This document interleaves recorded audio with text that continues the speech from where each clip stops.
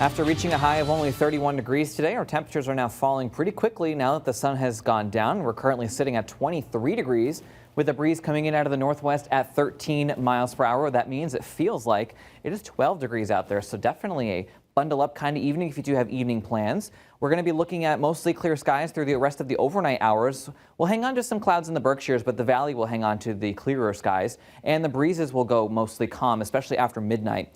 As we wake up tomorrow morning, we're going to be seeing mostly clear skies, especially here in the valley, but it's going to be very cold with temperatures in the lower teens. In fact, tomorrow morning, I would say, is going to be the most sunshine that we see, because then by the afternoon, we're going to be looking at building cloud cover. Highs tomorrow coming up right around 30 degrees, but it'll be less windy, so it won't feel quite as brutal. And the Berkshires may see a few stray flurries here or there, but overall, we're going to be dealing with a lot of clouds tomorrow.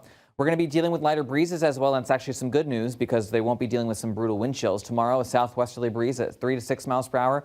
Friday, a northwesterly breeze at 3 to 6, and that will actually bring in some more sunshine for your day on Friday. Then on Saturday, our breezes do start to ramp up out of the south, gusting occasionally up to about 25 miles per hour. We're dry through Friday.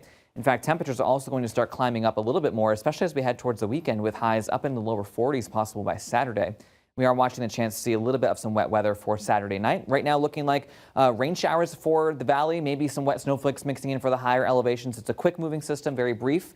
Then as we head into Sunday, we have a coastal area of low pressure that looks to pass far enough to the south where we've got cold air locked in. However, it does look like we are going to be missing out on the heaviest of the snowfall. So it looks like perhaps maybe just a few light snow flurries across the area, maybe some minor accumulations. The problem with the setup here is that it really depends on this track of this area of low pressure. If it takes the coastal track, the cold air is locked in and we look at all snow. If it moves up at all, the warm air starts mixing in, and then we start to see some rain mixing in. However, what is more likely to happen is that the track is far enough to the south where it's almost going to completely miss us. And latest model trends have actually had this area of low pressure tracking a little bit further to the south, meaning that we might just get grazed by it and see very, very minor accumulations. So in terms of snowfall amounts, not ready to give you exact numbers yet, but this is just a little snapshot as to what we can expect. And it's basically almost nothing across our area, especially in the valley. So we'll have a long way to go. We do have a few more days left to go before we see this wet weather come into our area. And of course, we'll narrow down those details as we get closer. But right now, it's not looking like a major snow event. What we do know for sure, though, is that we've got some very cold air on the way